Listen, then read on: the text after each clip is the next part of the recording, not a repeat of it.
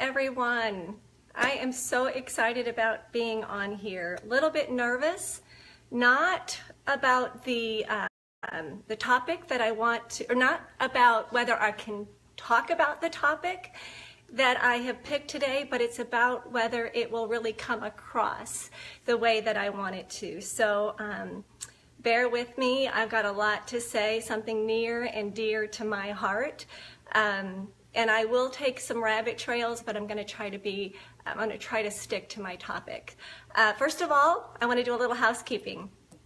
Thank you, Melissa, for this platform. I know I watch the videos often, my team does, and for those of us that are visual learners, these are perfect, because if I can see somebody speaking about a topic, I'm going to remember it so much better. So thank you, Melissa, for this opportunity. I also want to thank my team, because the truth of the matter is you don't get here, you don't get where I am in the company without a team. So thank you so much, Partners with Purpose, everybody in my downline.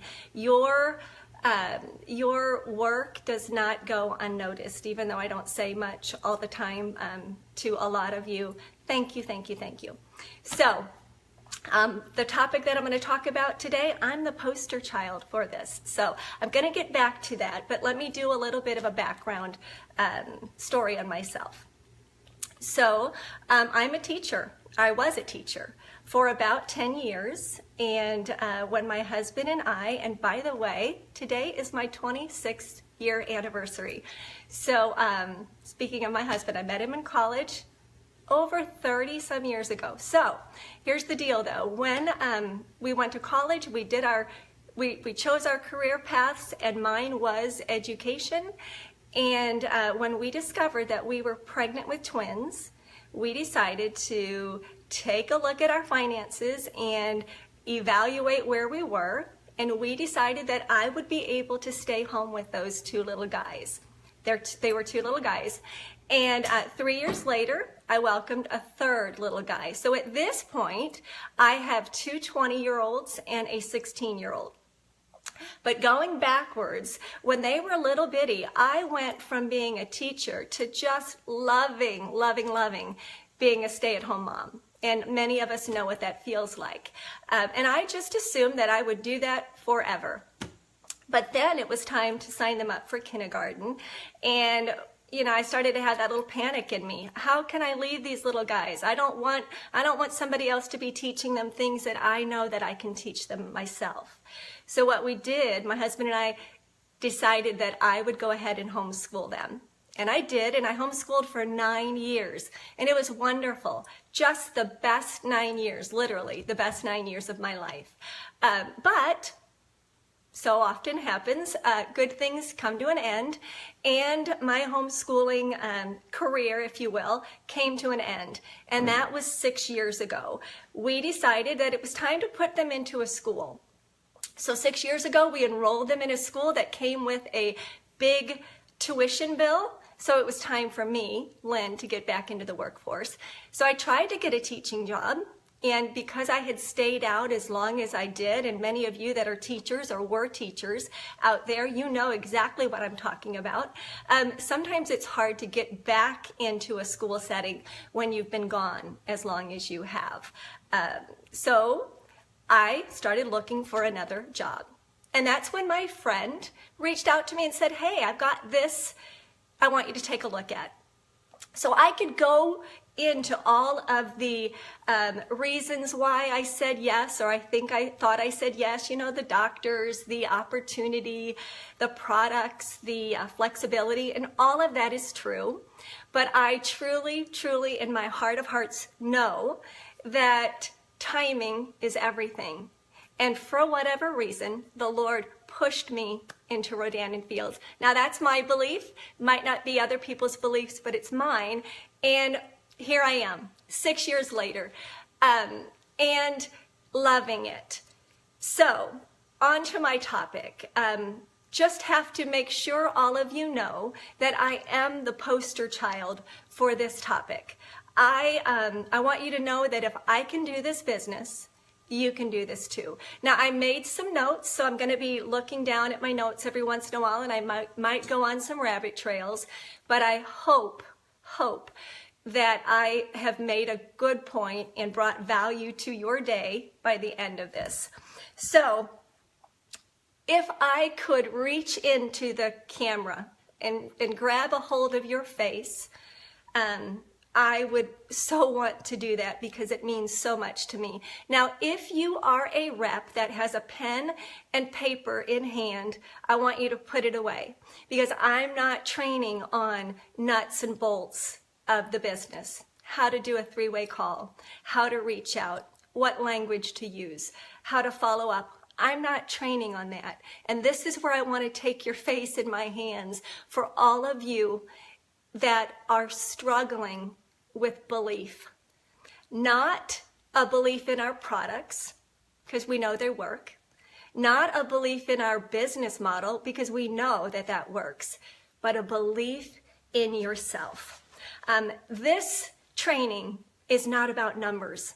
It's not about taking notes. It's an inside job. This is something that you're going to have to figure out, and I hope it's sooner than later, about yourself. This is an inside job. So here's what I'm going to be looking down at my notes, and I promise you they get better as I go. First of all, I want to talk about the excuses that people will make in this business when I've been in it long enough that I can spot a lack of belief in an instant. When I hear people say, the products are too expensive, nobody wants to buy them, or I live in a small town, I don't know enough people, or whatever. When I hear excuses, I know, or I have a full-time job, I can't balance all of this. I know that it's an excuse because there's something going on inside of you that you are not naming and claiming or believing in yourself. The truth of the matter is we all can make excuses, right? We all have problems. Here's the deal. If we went to a swap meet and we laid all of our problems out on a table, and then we walked around to see other people's problems, I can almost bet that you would go back to your table, pick up all your problems and all your excuses, and leave. Everybody has excuses. Everybody's got problems. So when you start throwing those excuses out, maybe silently or maybe to an upline leader, we usually know it's a lack of belief in yourself. And I find it's with people who have one foot in the business and one foot out. And they think to themselves, well, I'm going to try. I'm going to give this a try. That also is a lack of belief in yourself. Quitters don't win. But here's the deal. Winners don't quit. I'll say it again because it's pretty profound. Quitters don't win. In fact, they never win. But a winner never quits. You will have 100% success in this business, whatever that looks like. You will be 100% successful if you don't quit. So when people say, okay, how can I do well in this business? I want to say to them, don't quit. Don't quit. That's how you get success. So here's the other thing that I find happening, and I know many of you can say the same thing. But when I watch people hop from one company into another, I think that is a lack of belief. Because here's the deal. One company, you're going to have to do the same thing. One MLM company is going to be just as, you're going to have to believe in yourself as the other. So when you find people that are hopping from company to company, I want to say to you, the grass is not greener on the other side. You have to believe in yourself in company A and you got to believe in yourself in company B. So if you're switching companies, because we know our company is fantastic in all areas. So when you're hopping, I can spot somebody right away that didn't have belief in themselves and probably will not be successful in that next one until they really get a grip on their belief. So here's the other thing. When people don't want to fail, when they don't want to fail, do you know that the biggest growth happens when you fail? As a parent, maybe some of you aren't parents, maybe you're an aunt or something, but as a parent, you let your kids fall down every once in a while, right? You let your kids, maybe be okay being on a losing team. You don't fix things for them all the time. So that's part of my little category that I want to call excuses. The other category, if you will, is teamwork. I have found that people who don't have a belief in themselves tend to stay out of the tribe. They leave the campfire, if you will. Picture a campfire. People laughing, supporting each other, joking, singing. It brings up great memories. People who don't believe in themselves usually leave that campfire. Here's the deal, guys. It's easy to push yourself when you got people that are pulling for you. So people who don't have a belief in themselves usually are those ones that are comparing themselves to other people as well. You cannot compare your chapter 1 to someone else's chapter 20. You don't know where they've been or anything. So again, I think it's more of a belief in yourself. So here's when my training gets better. I hope. Personal growth. You got to be a student of yourself. Many of us, I would almost say all of us, but there might be a few stragglers out there, but many of us, we had no idea that we would end up in a direct marketing company. I know I didn't. Raise your hand if you did, because you are sort of a minority, I'm sure, but I didn't. So here's the deal. Again, remember, I'm the poster child for this subject. I had no background, none. I taught kids that were about waist high on down. That was where my comfort level was. But I had to refine myself. I had to become interesting. If I wasn't seeing people that were interested in what I had to offer with Rodan and Fields, I had to change it up a bit so that I became interesting. I had to do a little refining. I'm not saying to change your personality completely, because you have some inner things that make you uniquely you. But you have to become interesting. Refine yourself. Pull a chair up to the table and start studying. Start learning about yourself. Nothing is going to change unless something changes. Nothing is going to change unless something changes. So you need to become a student of you. Be your authentic self. You can't be someone you're not, but become interesting to other people. Remember, you don't go through adversity, you grow through adversity, and that's all a part of personal growth. You're going to hear no's. You're going to hear not now. You're going to watch people, join other people. It's all part of growing through adversity and becoming and growing personally. Do things that scare you. That makes you grow.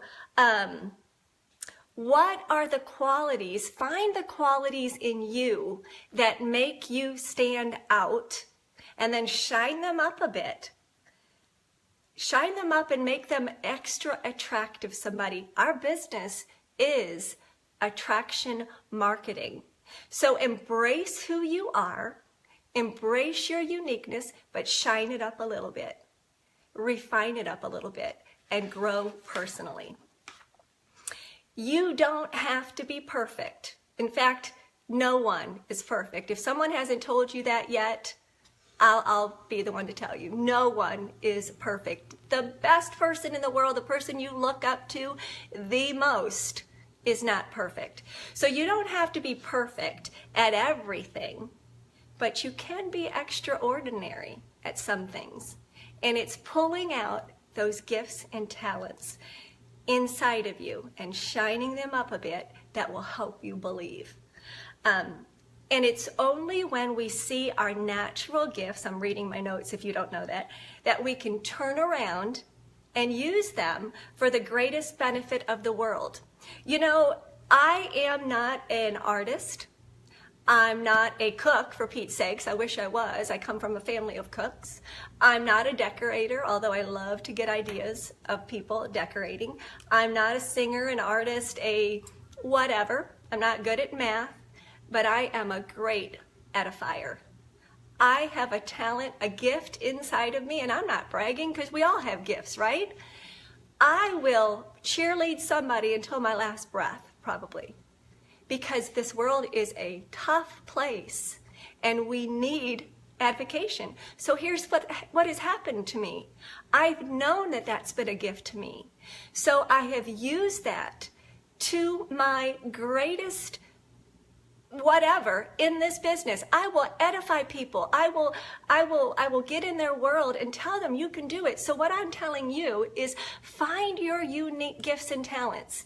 And there are many of them. There's more in me than that. But shine them up, become bold, and use them for the benefit of this business. All right. Here's what happens when we're a little kid. When we are a little kid, let's just talk about a little newborn baby. A newborn baby, they can't even see very far in front of them, right? We think they can when we say, oh, they're smiling at us. But chances are they're not. You know, they're like little Mr. Magoo, right? But as they get older, you know, the months go by, they can start focusing on things. You give a little bitty baby a mirror, and they're not going to know what it is. But if you give about a 6 to 8 month old a mirror, all of a sudden they figure it out, and that's me. That's me in front of the mirror. Oh my gosh, and they're kissing their mirror, and they're like, that's me, and they love what they see. Something happens between that and when we are an adult, and we don't necessarily love what we see. If you ask a room full of kindergartners, and kindergarten is one of the grades that I taught, love those little guys. If I would have asked them, who's an artist? Who can sing? You know, I would have had all kinds of kids raising their hands. People, when they're little, when people are little, they think they can do anything. If you ask the same question to a gymnasium full of high schoolers, who thinks they can sing? Who's an artist? There's not going to be many people that raise their hand. There's something that happens. We start to lose inside what we know we can do. One thing that I love to tell people to do is to make and I promise you this is sort of a rabbit trail, but I'm going to get back into it. I love to have people think of their experiences that they've had as a scrapbook, or maybe an evidence file. And I actually found this scrapbook. This is not even part of I didn't plan this as part of my training, but the other day I was looking in my basement for something and I found this scrapbook. Look how, those of you that are, look, I even have report cards in there from the 70s. But do you remember these that had the plastic on it and they're all yellow? Yeah, well, they don't make them like that anymore. Anyway, I tell people to think of their life as a scrapbook, as an evidence file, and think of the times when you did something that you didn't think you could do. And in my scrapbook, I have some cutouts from newspapers of little things that I was in, school play, 4-H, things like that I forgot all about. But what you need to do is you need to consider your life as this giant scrapbook, this giant evidence file, and think of the times when you did something that you didn't think you could do. Maybe you skied and this is me. Maybe you skied down a blue and you'd never skied down a blue and heights terrify you, and that is me. But you did it. You did it. Maybe it's that you gave a 1 minute or a 2 minute speech at a BBL. You did it. Maybe it was you sucking it up and saying, I'm going to join the gym and I'm going to join that class. And you're looking around and you got this girl here, this one here, front and back, and you're thinking, what am I doing in this fitness room? Everybody else is so much fitter than I am. But you did it. You did the class. Whatever it is, put it in your evidence file, in your scrapbook, and pull it out when you don't think you can do something. That is what you need to remember to do. You've got to be like that baby kissing herself in the mirror. Love who you are. Pull out those gifts and talents. What is it that you like about yourself? There's got to be many things that you love about yourself. You're not going to succeed if you're just going to settle for, I'm just who I am. This is how I've always been.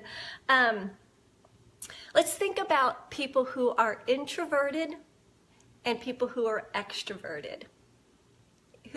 Post below, are you introvert or extrovert? Because I can tell you right away what I am. You know, an extrovert, they love the crowd. They love when people start piling in a room because the party just got started. They love to mingle. They love noise. And this is generalizing, but in general, that's an extrovert. An introvert, you know what? Crowds kind of wear them out. I need a break. They love to have one-on-one, one-on-two, one-on-three conversations. They love deep conversations. They love quiet time. What are you? Are you an introvert or an extrovert? I'm an introvert. But I'm bringing this up because an introvert is not necessarily a shy person. That is not true at all. Shyness has nothing about being an introvert. So this is tying into my lesson, I promise. I hope it is. But you can't fall back on that either and say, I'm shy. You can be really an attractive person on the attracting people and still have those introvert qualities.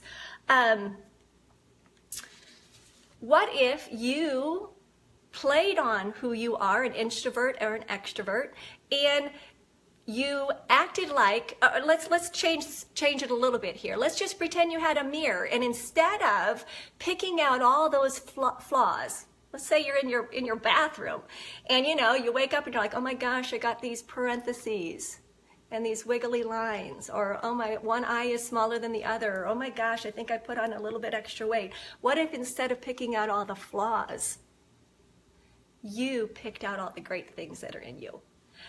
So whether you're an introvert or an extrovert, there is no right or wrong, but play off those great things and stop picking out your flaws.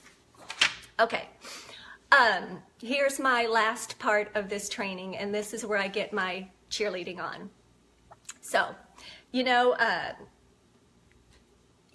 have to change. You don't have to change. You have to, I think we should all refine ourselves and we should all become a better version of ourselves, but we also need to become more of who we are. Like a flower that is blooming, become more of who you are. Comfort zones are going to rush in when we are ready to make a change.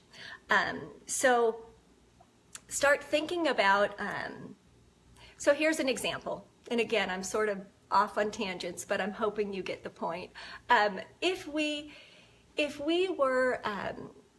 had one of our children that came to us and said, Mom, I think I'm going to try out for the school play, or I think I'm going to try out for student council, or what do you think, Mom?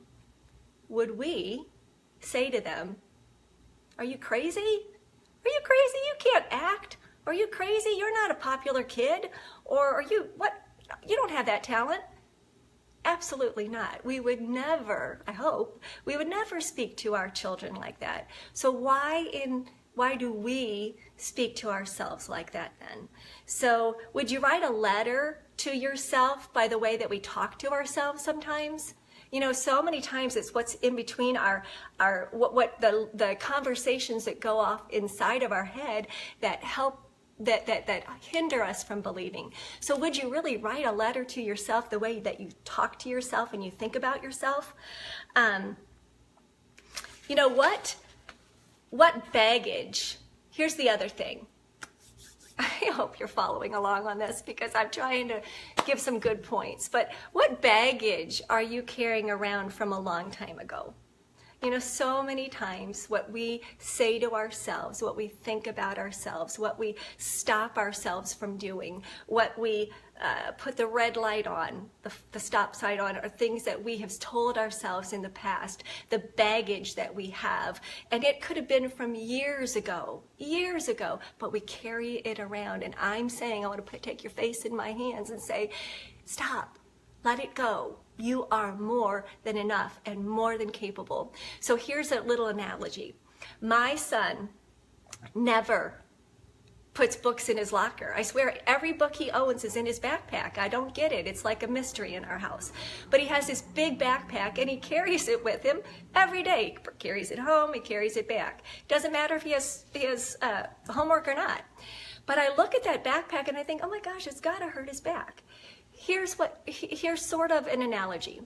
You know, that backpack, if my Joseph wore it for an hour, yeah, you know, it probably hurt his back. If he wore it, but he could do it. If he wore it, the backpack, you know, for 3, 4, 5 hours, it would really hurt his back, but he's a strong kid and he could do it. He could do it.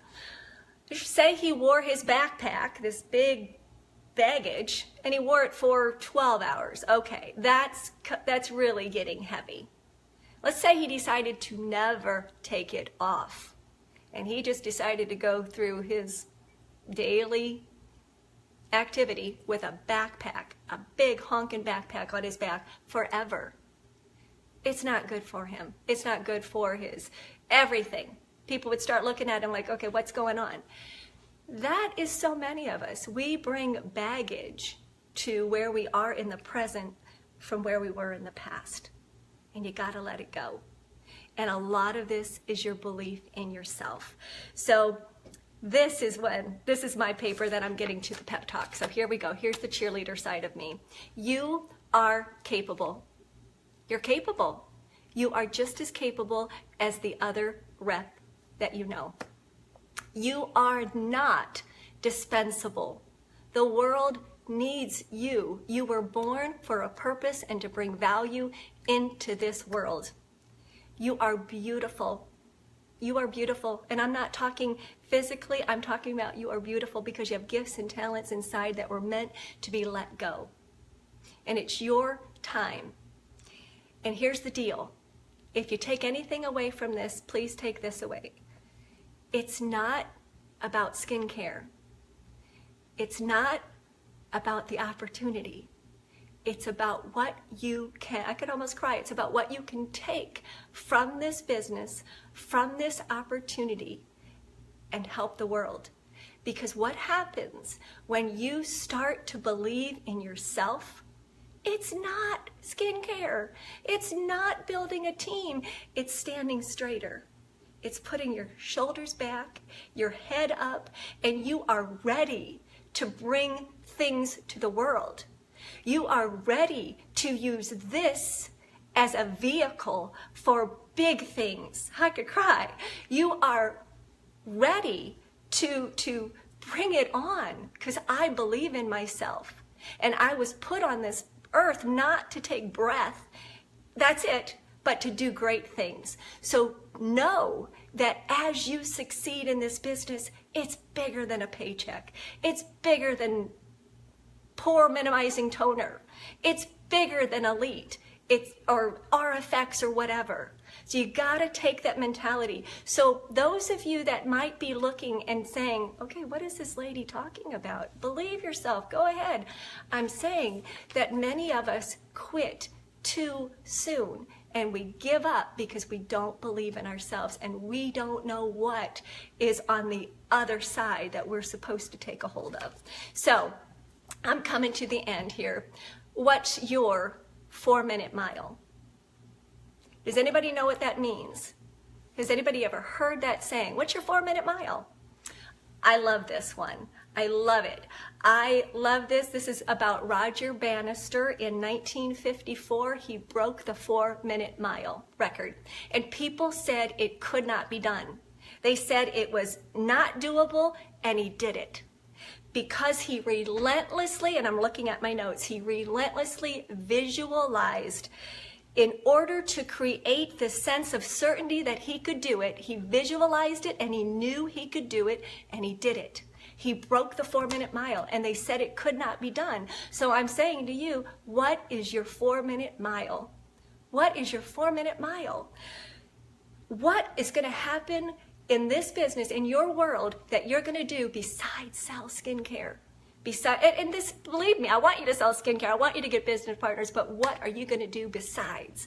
What are you going to bring to your world?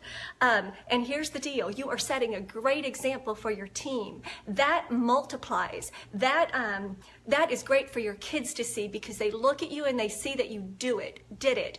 Remember, I'm the poster child. You could be a poster child for this. So are you going to stop having a kitty cat mentality? Oh, maybe I will, maybe I won't. It's just my personality. I'm an introvert. I'm sort of shy. You know what? I work full time. I don't know anybody in this. You know, the prices are too expensive. You know, are you going to be like that? Are you going to be the eye of the tiger mentality and say, I can do it. I can do this because I see the bigger picture. Okay, so don't let other people's opinions of this business, of you, live in your head rent-free. No, they don't get to live in your head anymore rent-free. Enough. You need to have a Teflon exterior, not a Velcro exterior. You don't let things stick to you because it's not part of your job. You need to create your thoughts. Say goodbye to the negative thoughts that don't serve you, don't serve your purpose. Own who you are and create the life that you were meant to have. Don't be me and finally catch on at 46, 6 years ago. Oh my gosh, I mean, there's more to this world than this? You mean I've got value? I can do something? I've got gifts and talents in me? No. You need to start finding them now. You need to start believing in yourself. Create your thoughts. Don't let your thoughts create you. Own who you are and embrace it. Create the life that you want to be.